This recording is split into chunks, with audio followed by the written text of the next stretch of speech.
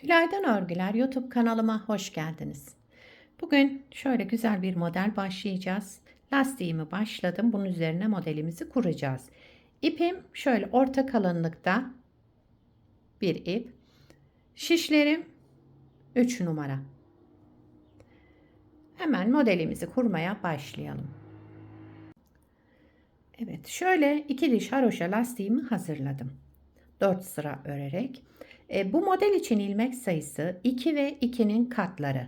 Yani çift sayıda olması gerekiyor. 2, 4, 6, 8, 10, 12, 14, 16, 18 ilmekle modelimi kurmaya başlıyorum. Model 4 sıradan oluşuyor. Hep bu 4 sıranın tekrarını yapacağız. Şimdi birinci sıra ön yüzündeyim. Kenar ilmeğinden sonra bütün ilmeklerimi düz örüyorum. Birinci sıra ön yüzünde ilmeklerimizi düz örerek devam edelim.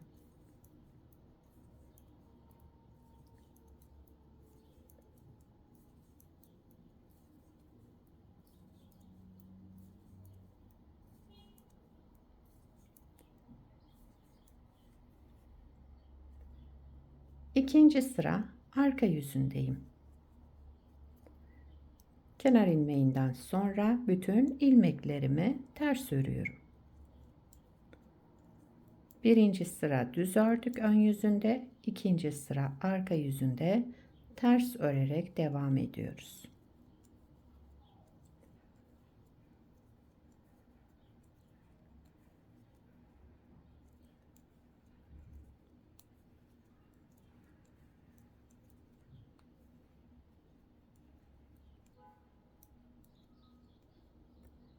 Kenar ilmeğimi de düz ördüm. Sıramı tamamladım. Şimdi üçüncü sıra ön yüzündeyim. Burada farklı işlem yapacağız. Kenar ilmeğimi örmeden aldım. Daha sonra bir artırma yaptım kenar ilmeğinden sonra. Sıradaki iki ilmeğimin ikisini bir alarak sola doğru düz ördüm ve kestim. Tek ilmeğe düşürdüm. Bir artırma yaptım. İki ilmeği sola doğru kestim. Düz örüyoruz. Bir artırma, sıradaki iki ilmeğimi sola doğru kestim. Bir artırma, sıradaki iki ilmeğimi sola doğru kestim. Üçüncü sıra ön yüzünde hep bu şekilde yapıyoruz. Önce artırma, daha sonra iki ilmeği sola doğru keselim.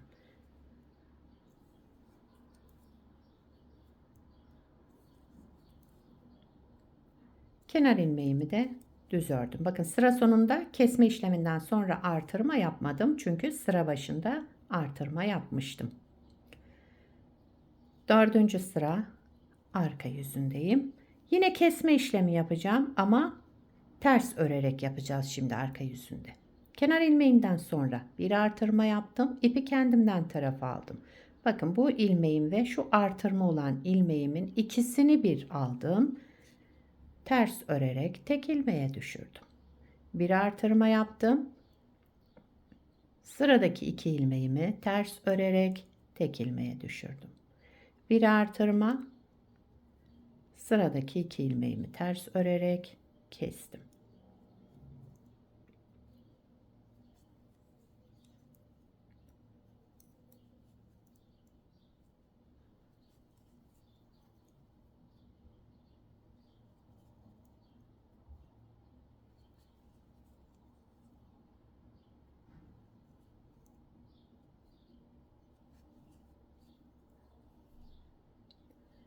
Evet, son iki ilmeğimi de yine ikisini bir aldım. Ters örerek kestim. Daha sonra kenar ilmeğimi ördüm.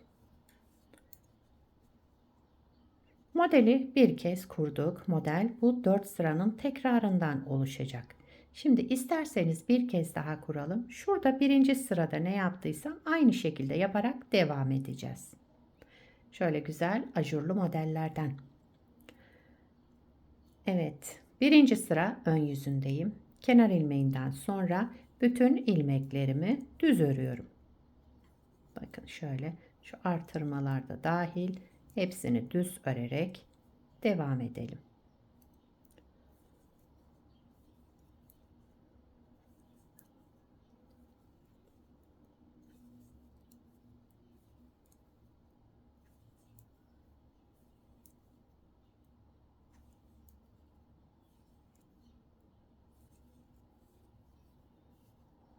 Evet, sıramı tamamladım. İkinci sıra arka yüzündeyim. Kenar ilmeğinden sonra bütün ilmeklerimi ters örüyorum.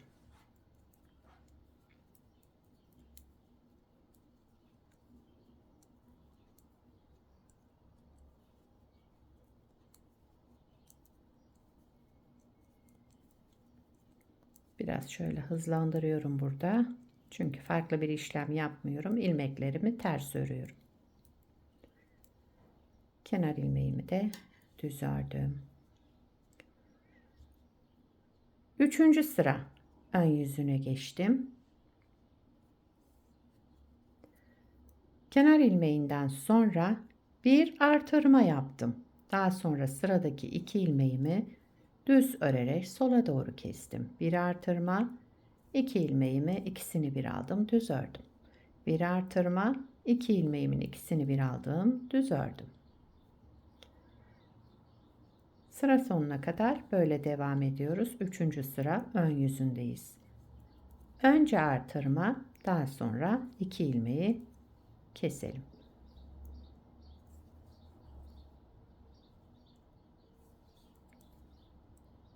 Sıra sonunda kesme işleminden sonra kenar ilmeğimi ördüm. Artırma yapmadım orada, bakın.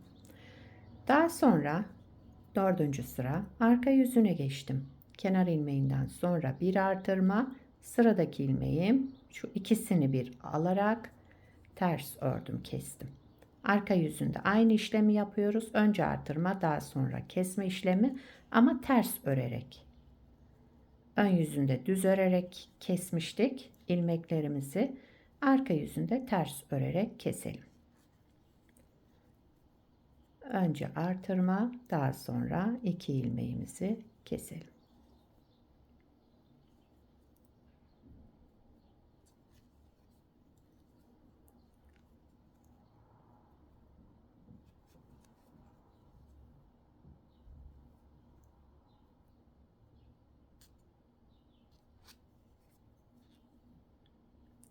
Kenar ilmeğimi de düz ördüm.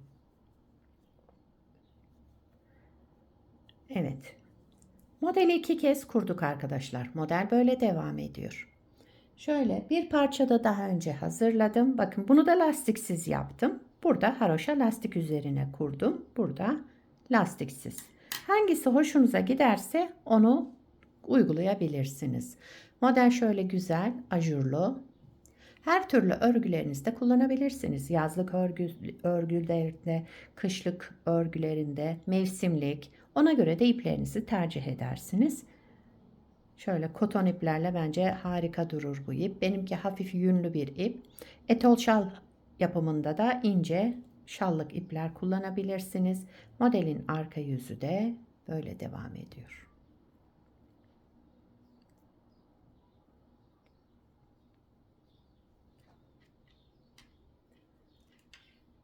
Evet. Bir beğeni yapmayı, yorum yapmayı unutmayalım arkadaşlar. Yapacak olanlara kolay gelsin. Bir sonraki videoda görüşmek üzere. Hoşça kalın.